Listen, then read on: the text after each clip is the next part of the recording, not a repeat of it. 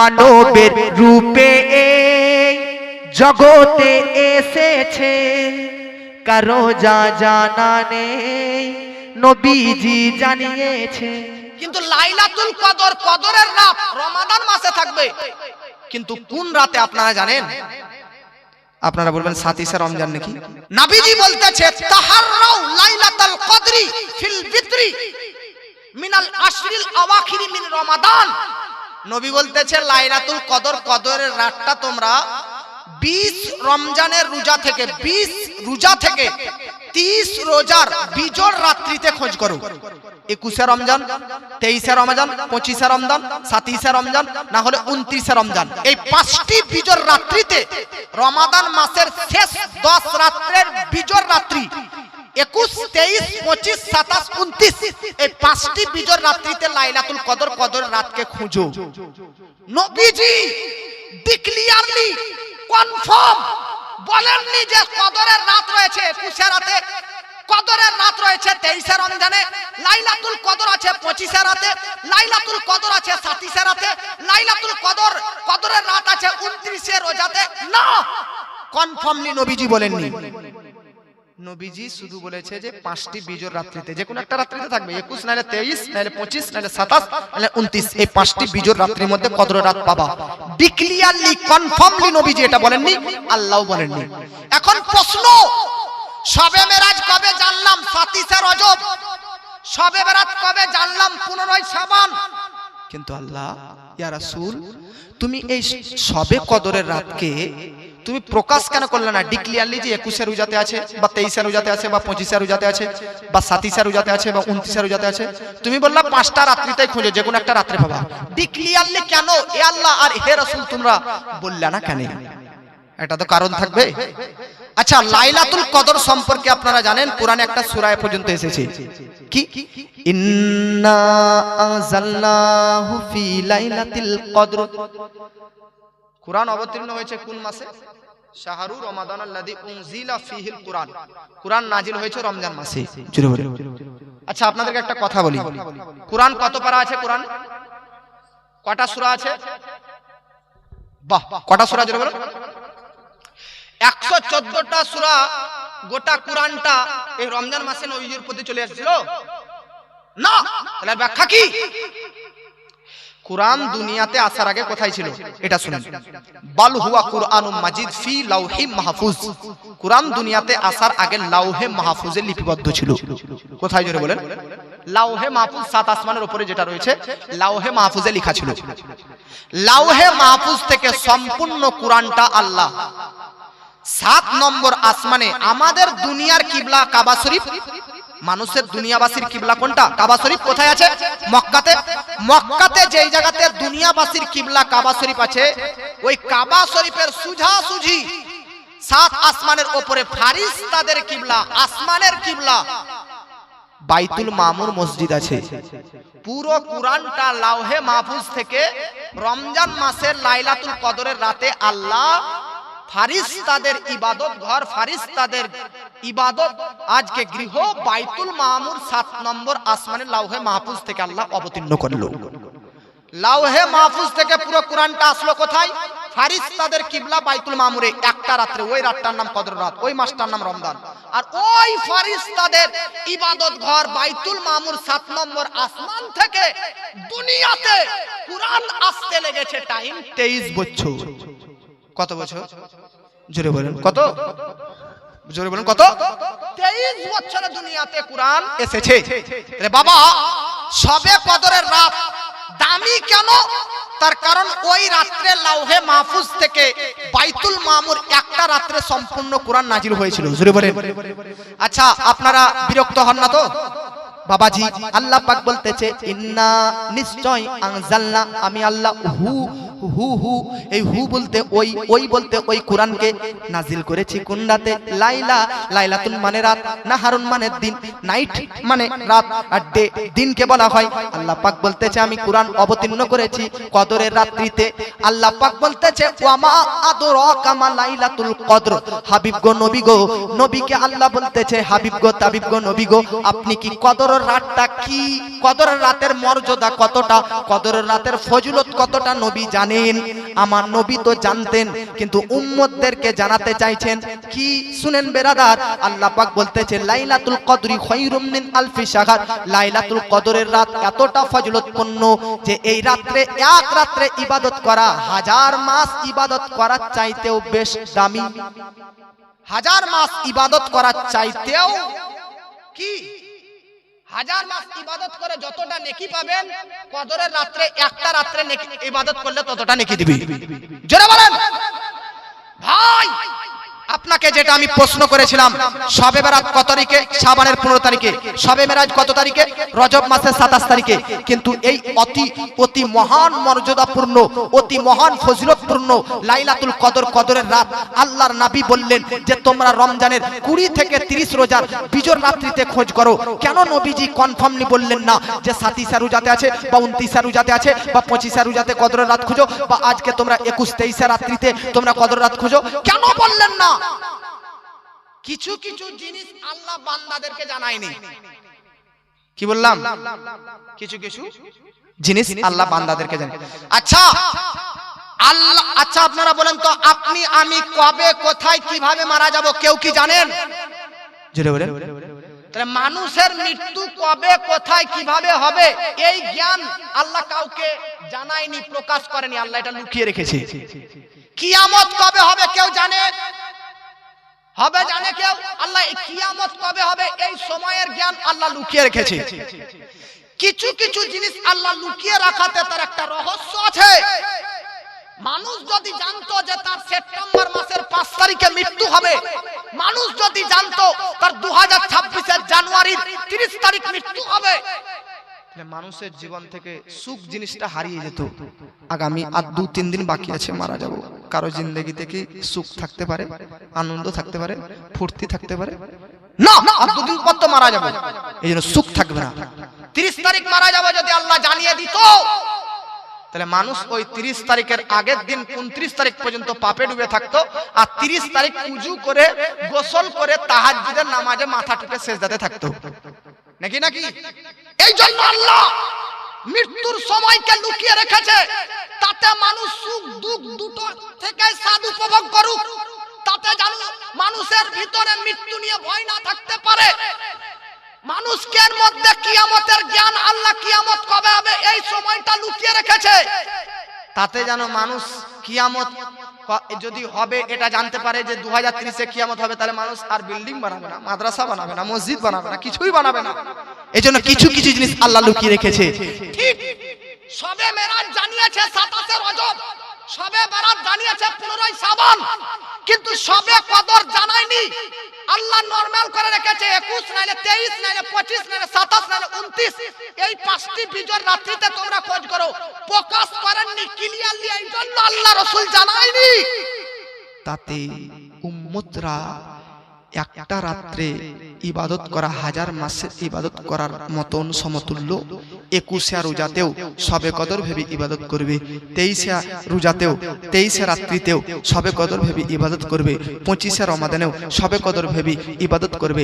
কনফার্মলি যদি বলে দিত আল্লাহ যে 27 রাত্রেই শবে কদর আছে, তাহলে মানুষ শুধু 27 রাতটাই জাগতো, বাকি রাতগুলো জাগতো না।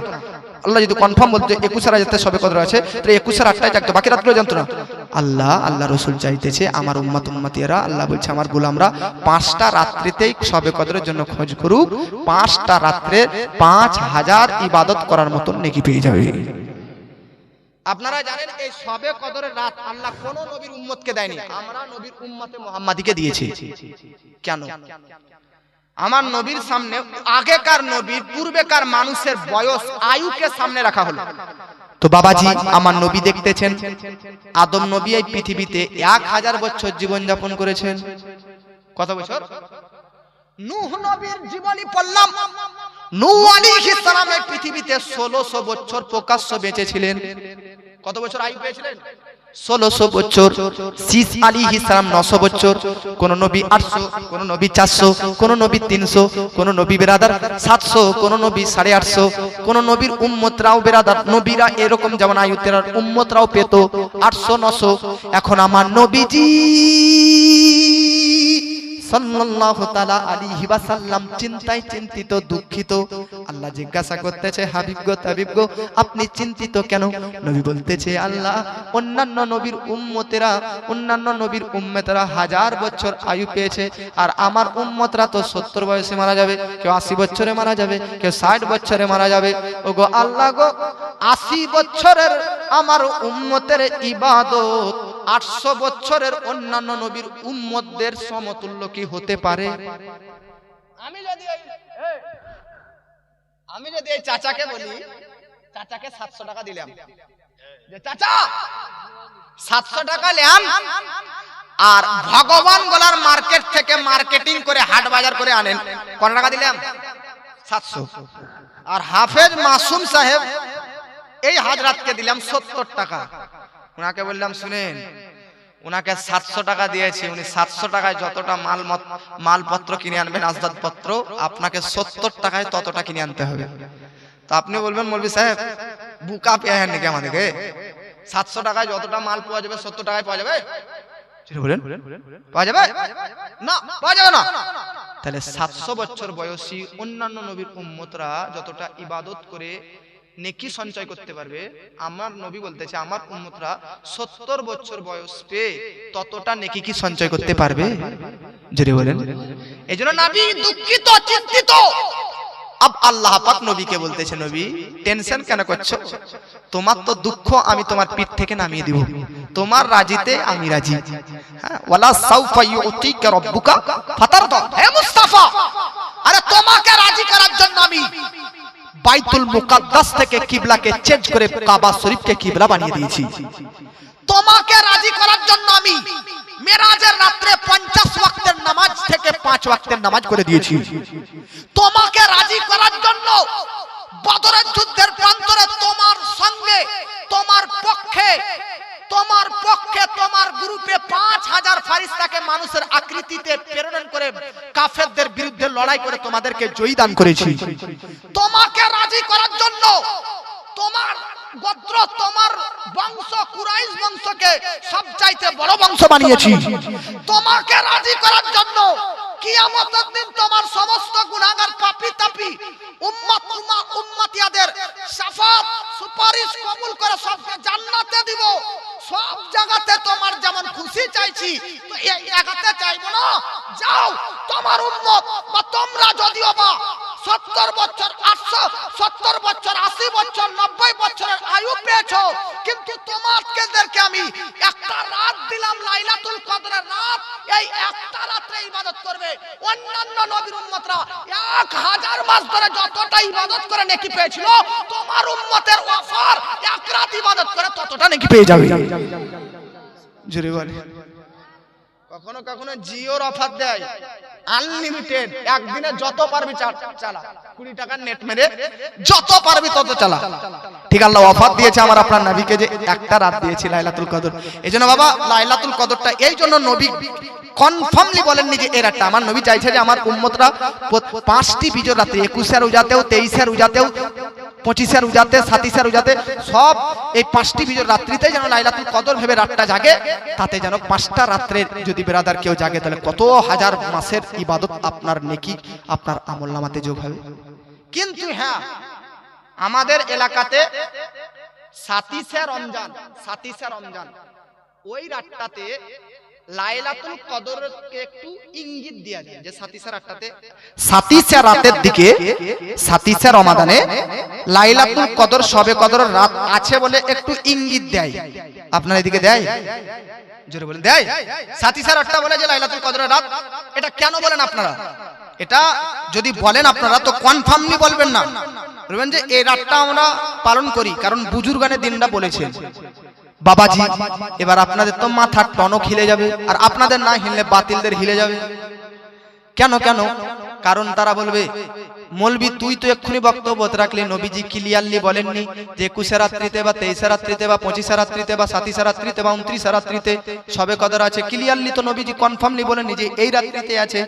তাহলে তোরা সুন্নিরা কেন 27 রাতটা লাইলাতুল কদর, শবে কদর রাত বলে কেন পালন করিস? তো তাদেরকে উত্তর দিবেন ভাই আমরা কনফার্মলি আমরা ডিক্লিয়ারলি বলি না যে এই সাতিসা রাত্রিতেই সবে কদরের রাত, এই সাতিসা রাতটাই সবে কদরের রাত, আমরা কনফার্মলি বলি না।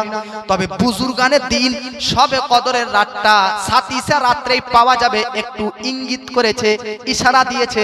এবার আমাদেরকে প্রশ্ন করার আগে বুজুর্গানের দিনদেরকে করগা, ওই বুজুর্গানের দিনের মধ্যে এক নম্বরে যিনি, তিনি সাহাবিয়ে রাসূল হযরতে উবাই ইবনে কাব রাদিয়াল্লাহু তাআলা আনহু।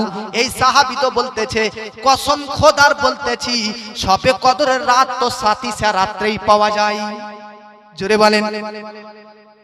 হানাফি মাযহাবের ইমামে আযম আবু হানিফা রাহমাতুল্লাহ আলাইহি, নোমান ইবনে সাবিত রাহমাতুল্লাহ আলাইহি বলতেছেন সবে কদরের রাত তো সাতিসা রাত্রেই বেশিরভাগ পাওয়া যায়।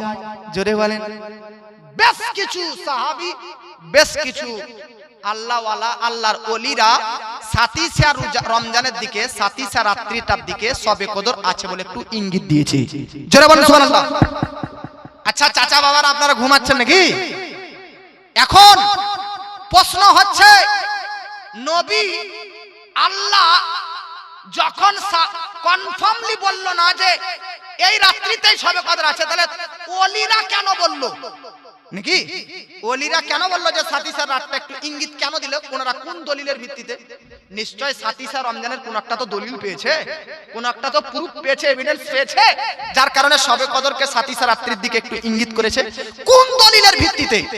তো আপনারা দলিলটা না নিয়েই বাড়ি যাবেন না দলিলটা নিয়ে যাবেন? একবার হাত তুলে বলুন ইয়া রাসূলুল্লাহ। আর বলুন ইয়া রাসূলুল্লাহ। তুমি মানলে মানো, তুমি মানলে মানো, না মানলে মনে মানো না। আশিকেরি আসল জান্নাত সোনার মদিনা। জোরে বলেন। তুমি মানলে মানো, তুমি মানলে মানো, না মানলে মনে মানো না। আশিকেরি আসল জান্নাত সোনার মদিনা। আশিক হৃদয়ে যত ইশকেরি জ্বালা দূর করিতে পারে ওই মদিনাওয়ালা, ওই মদিনাওয়ালা। আশিক হৃদয়ে যত ইশকেরি জ্বালা দূর করিতে পারে ওই মদিনাওয়ালা, ওই মদিনাওয়ালা। তাই মদিনা মদিনা করে হয়ে যায় ফানা। জোরে বলেন। আশিকেরি আসল জান্নাত সোনার মদিনা।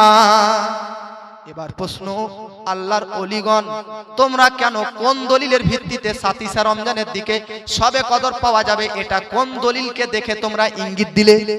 এবার আসুন তো, সবে কদরের ব্যাপারে আপনাদেরকে শোনালাম না, একটা সূরা নাজিল হয়েছে নাকি? আচ্ছা আমি সূরাটা পাঠ করতেছি, আপনারা শুনবেন। একটু সূরাটা পাঠ করব।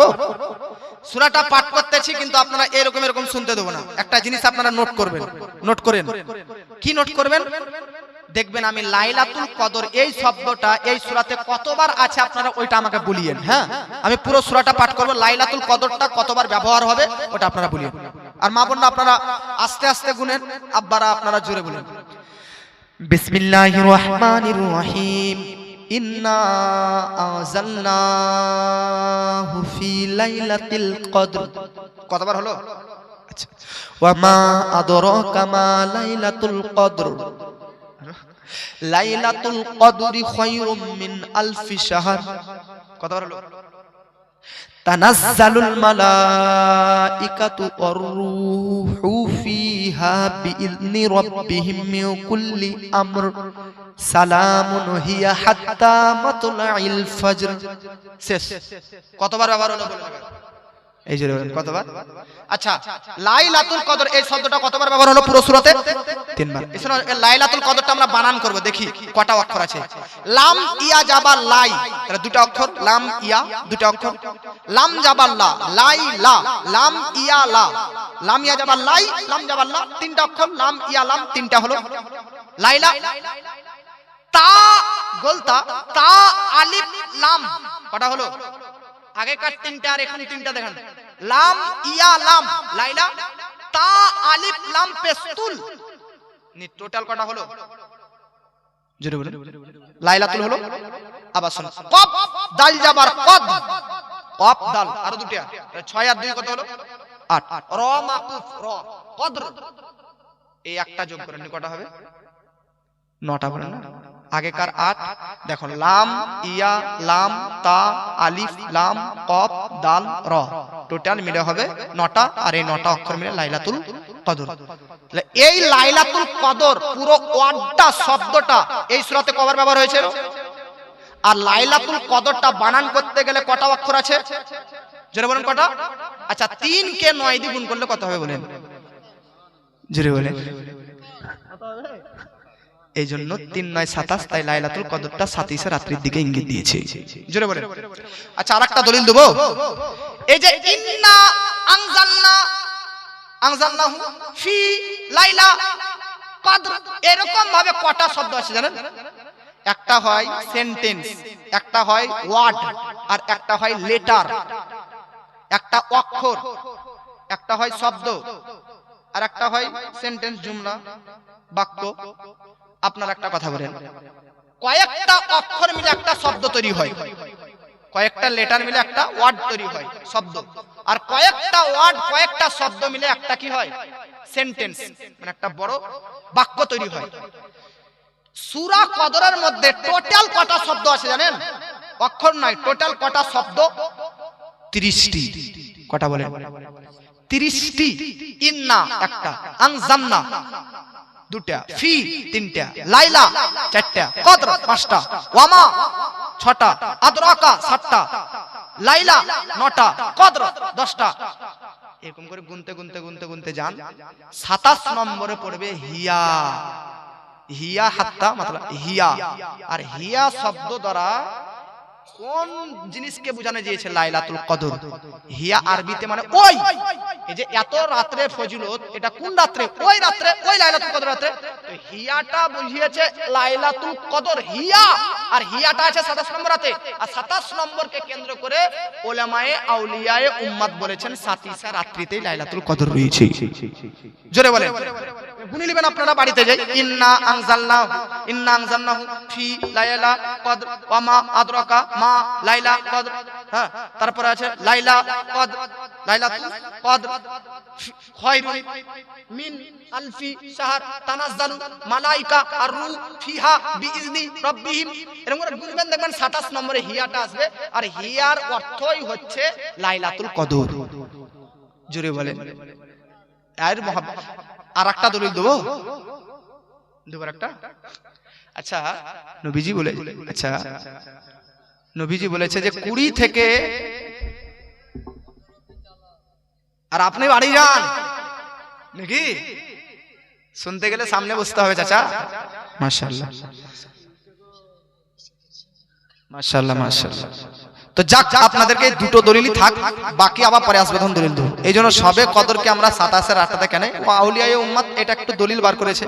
তবে আমরা তবু 21 আর 8টাও জাগবো বলুন ইনশাআল্লাহ। 23 আর 8টাও জাগবো, 25 আর 8টাও জাগবো, 27 আর 8টাও জাগবো। আচ্ছা, এই মাসটার নাম কি? শাবান। আমাদের ঈদ কয়দিন বছরে? শরিয়াতের ঈদ, শরঈ ঈদ কয়টি বলতে পারবেন না? দুটি। শরঈ ঈদ, শরঈ কয়টি? দুটি। একটা হচ্ছে ঈদুল ফিতর আর একটা ঈদুল আযহা। একটা বকরা ঈদের ঈদ জিলহজ মাসের 10 তারিখে যেটা হয়, কুরবানির ঈদ জিলহজ মাসের কত তারিখ? আর একটা রোজার পর শাওয়াল মাসের 1 তারিখ যে ঈদ, ঈদুল ফিতর। তো আমাদের ঈদ 1 নম্বর ঈদ রোজার পর, রমজানের পরের মাসের নাম আরবিতে কি? শাওয়াল, শাওয়ালের 1 তারিখে। আর ঈদুল আযহা বকরা ঈদের ঈদ জিলহজ মাসের 10 তারিখে। এটা দুনিয়াবাসীর ঈদ। আসমানের ফারিস্তারাও দুটো ঈদ রয়েছে, ওরাও দুটো ঈদ পালন করে। কোন কোন দিনে জানেন? একটা হচ্ছে লাইলাতুল কদর, কদরের রাতে, আর একটা হচ্ছে শবে বারাতের রাত। জোরে বলেন।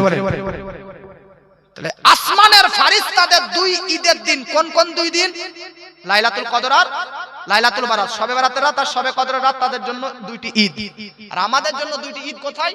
শাওয়াল মাসের 1 তারিখ ঈদুল ফিতর, আর জিলহজ মাসের 10 তারিখ বকরা ঈদ, ঈদুল আযহা। জোরে বলেন। শাবান শব্দতে, শাবান, এটা শাবানটা একটু ভাঙেন তো। শিন, আইন, বা, আলিফ, নুন, কটা অক্ষর? জোরে বলেন কটা? শিন আইন যাবার শা, বা আলিফ যাবার বা, নুন সাকিন, শাবান 5টা অক্ষর। গাউসে পাক আব্দুল কাদের জিলানী বড় পীর বলতেছেন শিন আইন বা আলিফ নুন এই পাঁচটা অক্ষর মিলে সাবান। তো বড় পীর বলতেছে শিন মানে হচ্ছে শারফ, শারফ মানে সম্মান, আইন আইন মানে উলু মানে উচ্চ মর্যাদা, বা মানে বীর, বীর মানে নেকি ও তাকওয়া, আলিফ আলিফ মানে হচ্ছে উলফাত প্রেম, তারপরে হচ্ছে নুন, নুন মানে নূর। এই শাবান মাসে যারা ইবাদত করবে এই পাঁচটি জিনিস আল্লাহ পাক শাবান মাসের আমলকারীদেরকে দান করবে। জোরে বলে। আচ্ছা আপনারা একটা কথা জানেন, প্রত্যেকটি বক্তা সূরা আহজাব 22 পারা থেকে একটা আয়াত পাঠ করে দরুদের ব্যাপারে। কি? ইন্নাল্লাহা ওয়া মালাইকাতাহু ইউসাল্লুনা আলান নবী ইয়া আইয়ুহাল্লাযীনা আমানু সাল্লু আলাইহি ওয়া সাল্লিমু তাসলিমা। নিশ্চয় আল্লাহ ও তার ফেরেশতারা নবীজির প্রতি দরুদ প্রেরণ করে, অতএব হে ঈমানদারগণ তোমরাও নবীজির উপর দরুদ এবং বেশি বেশি করে সালাম পাঠ করো। আমার নবী বলতেছে শাবান মাস, আমি যে বললাম নবী বলতেছে আমি যে বললাম শাবান মাস আমি নবীজির মাস কেন বললাম জানো? তার কারণ দরুদ ও সালাম, নবীজির প্রতি যে আমরা দরুদ পাঠ করি, সালাত ও সালাম পাঠ করি, এই সালাত ও সালাম পাঠ করার হুকুম, দরুদ পাঠ করার হুকুম যে আয়াতটা ইন্নাল্লাহা মালাইকাতাহু, এই আয়াতটি এই শাবান মাসেই নাজিল হয়েছে। দরুদের ব্যাপারে, সালাত ও সালামের ব্যাপারে যে আয়াতটা কোন মাসে নাজিল হয়েছে? শাবান মাসে। এইজন্য নবী বলছে যে শাবান মাসটা হচ্ছে দরুদ পড়ার মাস। জোরে বলে। কি মাস? দরুদ পড়ার মাস। অন্যান্য মাসে যতটা দরুদ না পড়বেন এই মাসে একটু বেশি পড়বেন, কারণ এই মাসে দরুদের ব্যাপারে, সালাত ও সালামের ব্যাপারে যে আয়াতটা ওটা এই মাসেই নাজিল হয়েছে। জোরে বলে। আমরা নবীজির প্রতি দরুদ ও সালাম পাঠ করি কি করি না? জোরে বলেন। হ্যাঁ, তবে পাঠ করবেন নবীজির উপর যখন দরুদ ও সালাম পাঠ করবেন একটা নিয়ত লিখে পাঠ করবেন। কি? ইন্নী আসমাউ সালাতা আহলু মুহাব্বতি ওয়া আরিফুহুম। ইমাম মুহাম্মদ বিন সুলাইমান জুজুলি রাহমাতুল্লাহ আলাইহি দালাইলুল খায়রাত কিতাবে লিখতেছে, নবী বলতেছে আমার সঠিক উম্মত, সঠিক প্রেমিক যদি আমি নবীজির প্রতি দরুদ পাঠ করে, তো হাবাসপুর থেকে যদি দরুদ পাঠ করে তো আমি নবী মদিনা থেকে নিজের কান দ্বারা শুনতে পেয়ে যাই। আপনাদের গ্রামের মধ্যে অনেকে বলবেন এই বক্তা বোধহয় ছিট হয়ে গেছে, রাত 1:30 2টা বেজে গেছে, তো এইজন্য বোধহয় পাগল হয়ে গেছে। কেন? মাইক দ্বারা যদি কথা বলি মাদ্রাসার গেট পর্যন্ত শুনতে পাওয়া যাবে? মাইক না দ্বারা যদি কথা বলি গেট পর্যন্ত শুনতে পাওয়া যাবে? আর মাইক দ্বারা যদিও বা কথা বলছি আজিমগঞ্জ স্টেশন থেকে শুনতে পাওয়া যাবে? তাহলে মাইক দিয়ে কথা বললেও যদি জিয়াগঞ্জ আজিমগঞ্জ পর্যন্ত না শুনতে পাওয়া যায়, তাহলে আমরা তো নামাজে আস্তে আস্তে জোরে জোরে দুরূদ পাঠ করি, এই দুরূদ পাঠ করার আওয়াজ মদিনা পর্যন্ত নবী কি করে শুনতে পাবে? এটা প্রশ্ন। বাবা, নবীজির কর্ণশক্তি আর আপনার আমার কর্ণশক্তি কি সমান? নবীজির শ্রবণ শক্তি আপনার আমার শ্রবণ শক্তি সমান? ও নবীজির সঙ্গে আমাদের তুলনা হয় না। ও নবীজির থুথুতে হযরতে আলী রাদিয়াল্লাহু তাআলা আনহুর অসুস্থ চোখে লেগে গিয়েছে, তো অসুস্থ চোখ সুস্থ হয়ে গেছে। আপনার আমার থুথু কোন জায়গায় পড়ে গেলে সেই জায়গাটা নাপাক হয়ে যায়, সেই জায়গা থেকে ঘাস গজায় না। আর নবীজির থুথু কারো অসুস্থ জায়গাতে লেগে গেলে অসুস্থ থেকে সুস্থ হয়ে যেত। ও নবীজির থুথু আবু বকর সিদ্দিকের বিষাক্ত জায়গায় লেগে গেছে, তো বিষ দূর হয়ে গেছে। ও নবী মুস্তাফার থুথু হযরতে আবু সালমা ইবনে আকু সাহাবী রাসূলের হাত কেটে যাওয়ার জায়গাতে লেগে গেছে। আপনার আমার হাত কেটে গেলে ডক্টর বাড়ি যায়, চিকিৎসালয়ে যায়, হসপিটাল যায়। কেন? কেউ ওয়াই লিবাসা কেন যায়? কারণ হাত কেটে গেছে, ব্যান্ডেজ করার জন্য, সেলাই করার জন্য, মহলম লাগার জন্য, আজকে ওষুধ খাওয়ার জন্য, মেডিসিন নেওয়ার জন্য। কিন্তু পাহাড়ের নবীজির সাহাবায়ে কেরামগণ যুদ্ধের প্রান্তে যখন যুদ্ধ করতেন, যুদ্ধ করতে করতে যখন হাত জখম হয়ে যেত, পা জখম হয়ে যেত, শরীর জখম হয়ে যেত, এদিক ওদিক শরীরের অঙ্গ প্রত্যঙ্গ যখন কেটে কুটে যেত, তখন কোনো হসপিটাল তখন তো ছিল না, তখন কোনো চিকিৎসালয় নয়, তখন কোনো তাবিবের কাছে, হাকিমের কাছে, ডক্টরের কাছে নয়, বরং বেরাদার আমার আপনার নবীজির কাছে যেতেন। নবীজির কাছে আসার পর সাহাবায়ে কেরাম বলতেন, ইয়া রাসূলুল্লাহ, কেউ বলতো হাত কেটেছে, কেউ বলতেছে পা কেটেছে, কেউ বলতেছে চোখ কেটে গেছে, কেউ বলতেছে গাল কেটেছে, কেউ বলবে পেট কেটেছে, পিঠ কেটে গেছে। আপনা বিজি না ব্যান্ডেজ করে, না মহলম লাগিয়েছেন, না বিজি না ব্রাদার সুতো লাগিয়ে ব্রাদার সেলাই করেছেন, না বি না কোনো ওষুধ মেডিসিন দিয়েছেন, বরং নবীজি নিজে থুথু মুবারক বার করে ওই কেটে কেটে যাওয়া জায়গাগুলোতে লাগিয়ে দিতেন তো পুনরায় আগেকার মতন একদম সম্পূর্ণ সঙ্গে সঙ্গে আজকে ভালো হয়ে যেত। আপনাকে বলতে চাই নবীজি থুতু আপনার আমার থুতু যদি এক না হয় তো নবীজি শ্রবণ শক্তি আমাদের শ্রবণ শক্তি কিভাবে এক হতে পারে? চলুন আগে আব্বাজি আপনাদেরকে বলতে চাই ও নবীজির ঘাম আপনার আমার ঘাম এক নয়। কেন? তার কারণ ও নবীজির ঘাম থেকে সুগন্ধি বার হতো, আপনার আমার ঘাম থেকে তো দুর্গন্ধ বার হয়। আরে স্বামীর শরীর থেকে ঘাম বার হলে স্ত্রী পর্যন্ত পাশে ঘুমায় না, স্ত্রীর শরীর থেকে ঘাম বেরোলে স্বামী পাশে ঘুমায় না। আপনাদেরকে বলতে চাই স্বামীর শরীর থেকে ঘাম বার হলে আজকে স্ত্রী বলে চাদরি গোসল করে নাও, স্নান করে নাও, কারণ দুর্গন্ধ ছাড়ছে। কিন্তু বাহরে নাবিজি যে নাবিজির শরীর থেকে ঘাম যখন পার হতো তখন ব্রাদার সেই ঘাম থেকে সুগন্ধি প্রবাহিত হতো। আপনাদেরকে বলতে চাই আব্বা আপনাদের ঘাম কিভাবে শরীর থেকে বার হয়? আমাদের শরীর থেকে যখন ঘাম বার হয় তো কোনো জায়গাতে আমাদের শরীর থেকে যখন ঘাম বার হয় তখন হাত দিয়ে গড়ে পড়ে যায়, কোনো ঘাম ব্রাদার হাতের তলা দিয়ে গড়ে পড়ে যায়, কোনো ঘাম ব্রাদার বগলের তলা দিয়ে গড়ে পড়ে যায়, কোনো ঘাম পায়ের তলা দিয়ে পড়ে যায়, কোনো ঘাম ব্রাদার পিঠ দিয়ে পড়ে যায়, কোনো ঘাম পেট দিয়ে পড়ে যায়, কোনো ঘাম পা দিয়ে জাং দিয়ে উরু দিয়ে পা দিয়ে পড়ে যায়। কিন্তু নবীজির শরীর যখন ঘামতো তখন নবীজির শরীর ঘাম ব্রাদার এদিক ওদিক করে বয়ে পড়ে যেত না। নবীজির শরীরের ঘাম পা দিয়ে হাত দিয়ে কনুই দিয়ে বগল দিয়ে পেট দিয়ে পিঠ দিয়ে এইরকম আপনার আমার মতন গড়ে পড়তো না, বরং নবীজির আপাত মস্তক পুরো বডির ঘাম ব্রাদার সবগুলো ঘাম একত্রিত হয়ে এক জায়গাতে নবীজির কপালে জমা হয়ে যেত। আর এমন ভাবে জমা হয়ে যেত যে নবীজির কপালে মনে হতো যে হীরার মধ্যে মুখটা চকচক চকচক ঝকঝক ঝকঝক করতেছে।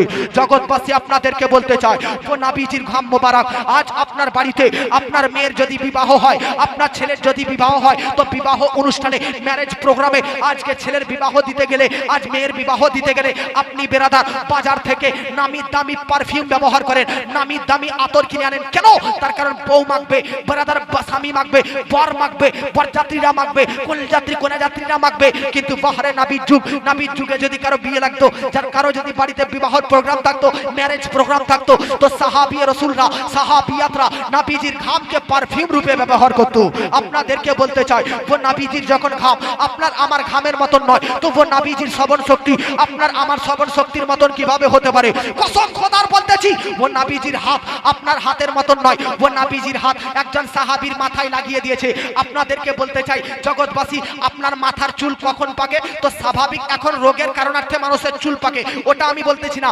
স্বাভাবিক মানুষের কত বছর বয়স হলে মানুষের চুল পেকে যায়? তো আপনারা বলবেন 50 থেকে 60 বছর প্লাস হয়ে গেলে তার মাথার চুল পাকতে লেগে যায়, তার দাড়ি পাকতে লেগে যায়। ফাহরে নবীজির হাত একজন সাহাবীর মাথায় লাগিয়ে দিয়েছে। সে সাহাবীর 120 বছর বয়স পেরিয়ে যায় তবুও মাথার একটা চুল পর্যন্ত সাদা হয়নি। আপনাকে বলতে চাই সাহাবী রাসূলের একটা মাথায় বেরাদার ব্যথা হচ্ছিল, নবীজির কাছে আসে, নবীজি তার মাথায় হাত বুলিয়ে দেয় তো সারা জীবনের জন্য মাথার ব্যথা হারিয়ে যায়। ও নবীজির হাত আপনার হাত এক নয়। ও নবীজির আঙুল থেকে টিউবওয়েলে ঝর্ণাতে যেমন ঝরঝর করে পানি ঝরতো, নবীজির আঙুলের ভিতর থেকে পানি ঝর্ণার ন্যায় ঝরতে থাকতো। সুবহানাল্লাহ। ও নবীজির হাত আপনার আমার হাতের মতন নয়। ও নবীজির হাতের ইশারাতে বেরাদার চাঁদ দ্বিখণ্ডিত হয়ে যেত। ও নবীজির হাতের ইশারাতে সূর্য ডুবা সূর্য আবার উদিত হয়ে যেত। ও নবীজির হাত আর আপনার আমার হাত কিভাবে এক হতে পারতো?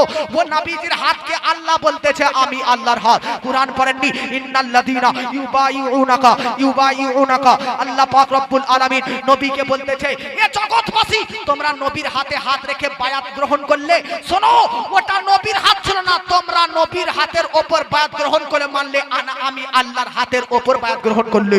আপনাকে বলতে চাই নবীর বিরাদরনে মিল্লাত ইসলামিয়া হাতকে আল্লাহ নিজের হাত বলেছে। নবীর আজকে বিরাদরনে মিল্লাত ইসলামিয়া পাকে আল্লাহ নিজের কুদরতি পা বলেছে।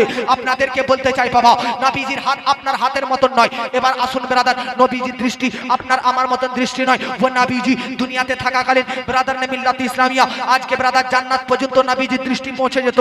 ও নবীজি দুনিয়াতে থাকাকালীন আরশে মুআল্লা পর্যন্ত নবীর দৃষ্টি পৌঁছে যেত। আপনাকে বলতে চাই ও নবীজি সাল্লাল্লাহু আলাইহি ওয়াসাল্লাম সামনে যেমন দেখতেন, পেছনে যেমন দেখতেন, ডানে তেমন দেখতেন, বামে তেমন দেখতেন। একই সময় নবীজি ব্রাদার যেরকম সামনে দেখতেন, পেছনে দেখতেন, ডানে বামে ওপর নিচ এভাবে একই রকম ভাবে দেখতেন।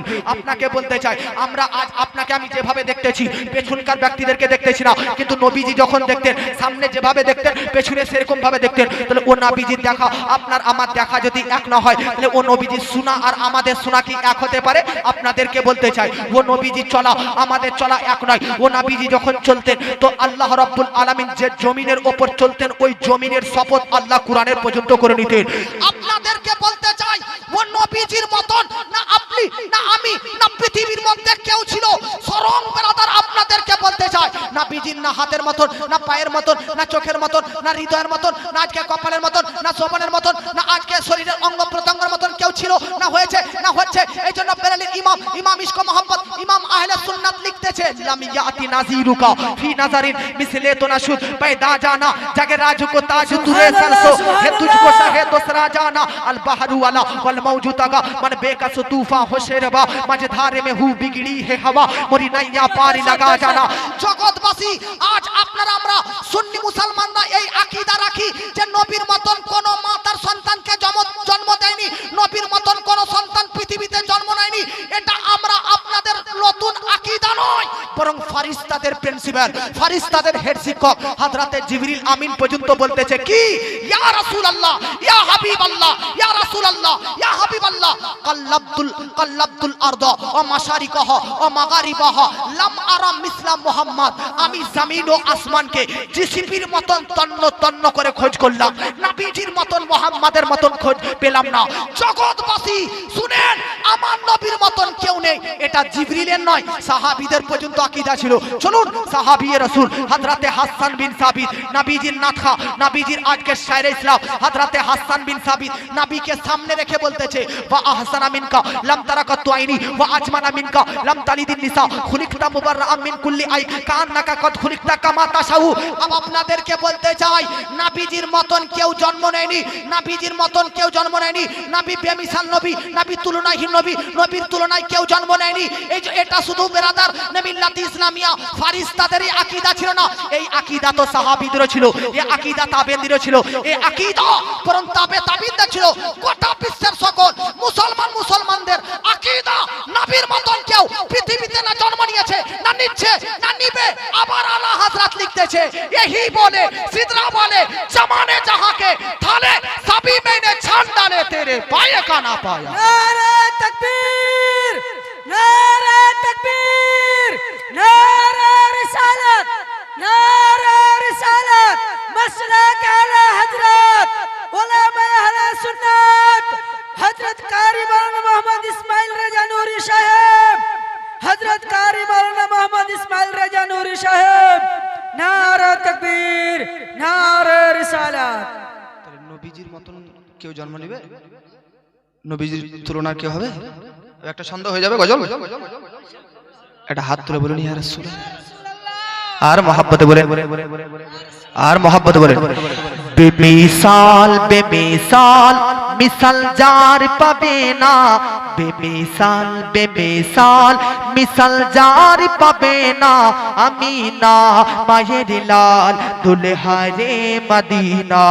বেমিসাল বেমিসাল মিসাল যার পাবে না, আমিনা মায়ের লাল দুলহারে মদিনা।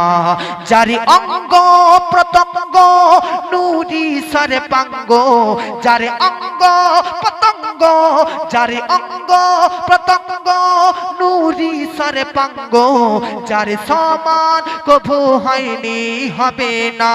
বেমিসাল বেমিসাল মিসাল যার পাবে না, আমিনা মায়ের লাল দুলহারে মদিনা। মানবের রূপে এই জগতে এসেছে, কারো যা জানা নেই নবীজি জানিয়েছে। মানবের রূপে এই জগতে এসেছে, কারো যা জানা নেই নবীজি জানিয়েছে। জুলুমের বিরুদ্ধে প্রতিবাদ করেছে, শান্তি আর সম্মান প্রতিষ্ঠা করেছে। সত্যবাদী মোর হুজুর মুহাম্মদ, সত্যবাদী মোর হুজুর মুহাম্মদ, যারে মেনে নিয়েছেন তামাম জামানা। বেমিসাল বেমিসাল মিসাল যার পাবে না, বেমিসাল বেমিসাল মিসাল যার পাবে না, আমিনা মায়ের লাল দুলহারে মদিনা।